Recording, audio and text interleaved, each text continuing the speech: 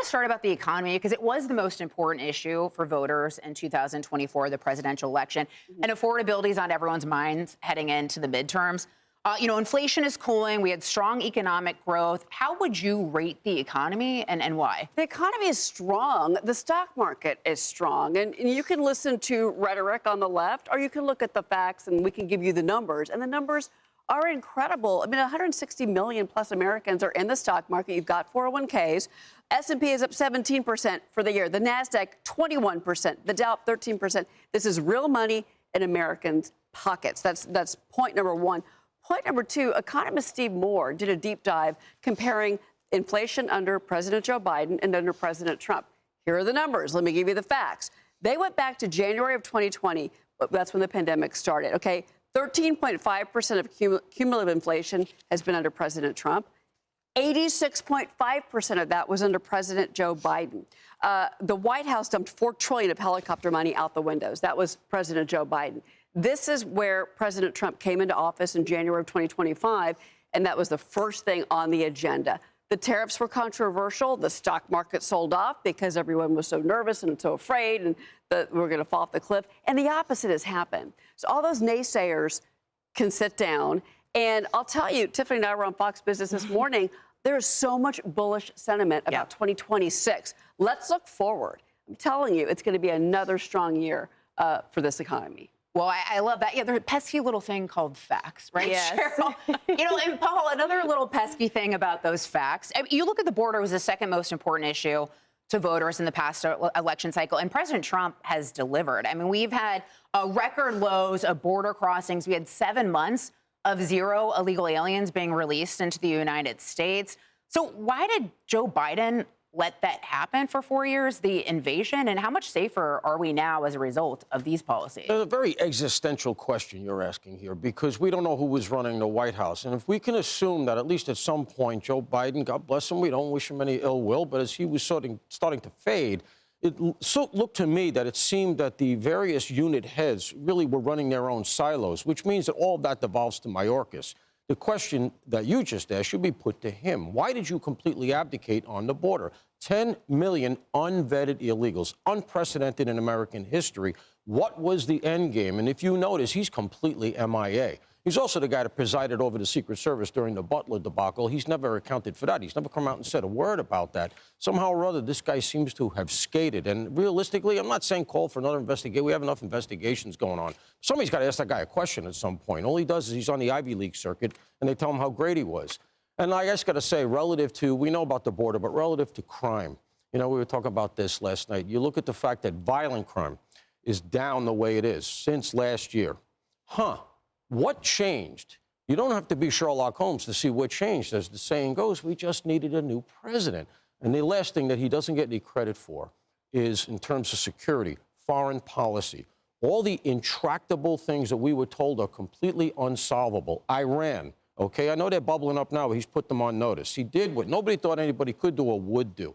Gaza, they got the beginnings of a deal. You're hoping on the Abraham Accords. The Monroe Doctrine, the extension of the Monroe Doctrine in our own hemisphere.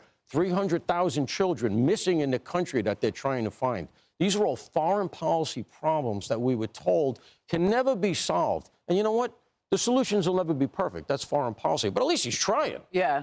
Well, and then on the domestic issues, though, you had mentioned violent crime dropping, but we're also seeing murder rates on pace to have the lowest one-year drop on record.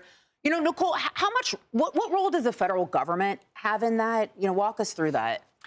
Well, I think that they have a tremendous role. And like we've mentioned, we've got a new sheriff in town. President Trump, one of his mantras is make America safe again. And I can tell you that Attorney General Pam Bondi and FBI Director Kash Patel, they have completely changed things in such a short amount of time. But I always talk about the fact that they walked into an absolute disaster zone. And I'm very delighted by the results that we've seen so far, but there's a lot more to do. But they are working tirelessly around the clock. And I can tell you, having worked at the FBI, and the word on the street that I'm getting from the street agents, they're very happy. They're very happy to see we're back to fighting crime. We're not doing January 6th misdemeanors anymore. We're not going after white supremacists and saying that's the #1 domestic terrorism threat. We're actually, 17 of the FBI main field offices saw a double increase in violent crime arrests within the same time frame a year ago. And so it speaks volumes. But I'm with Paul. I still think the number one accomplishment of President Trump, there are many in his first year, sealing that border. Yeah. I am from Texas. That southern border is now shut. And for Jasmine Crockett to say, oh, I'm not so sure about the numbers. Jasmine Crockett, as a Texan, we don't listen to you. We look at the results. Yeah, it's wild what can happen when you have an FBI that is more interested in going after real crime than like a grandmother who spent 2 seconds in the Capitol on January 6th. You know, but Tiffany, we look at all of this in totality, and it's like, wow, it's been a big year for President Trump. He has landed some solid wins. I mean, that win board is, lined up there, right? But it's not quite resonating in the polls when you look at President Trump's approval rating. So why not? And what can he do about that? Yeah, I think we'll give it some time. And President Trump has said that from the beginning. I mean, he was handed a country that was on the brink of economic failure. So he knew he had to take a multifaceted approach. The stock market doesn't like change. Washington, D.C. doesn't like change. But he knew he had to execute his leadership.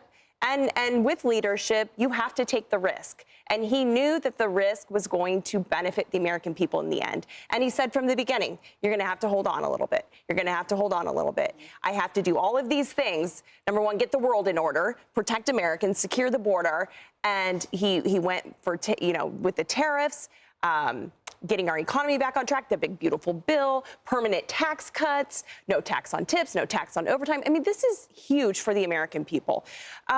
But I think I'm excited, too, to finally see, I think Goldman Sachs just came out recently with positive predictions of real GDP growth moving up to 2.6%. I'm happy to see that. Let's just tell the truth about what's really going on. And I think maybe give it a little bit of time, and the American people will start to feel, that more money in their pockets. Yeah. Well, wage growth is up as well.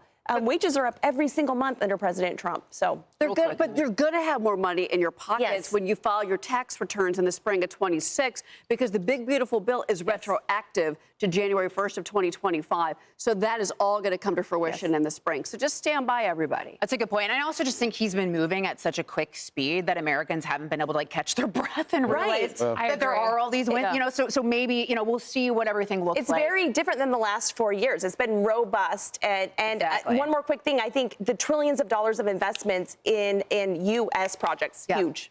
Hey everyone, I'm Emily Campagno. Catch me and my co-hosts Harris Faulkner and Kaylee McEnany on Outnumbered every weekday at 12 p.m. Eastern, or set your DVR.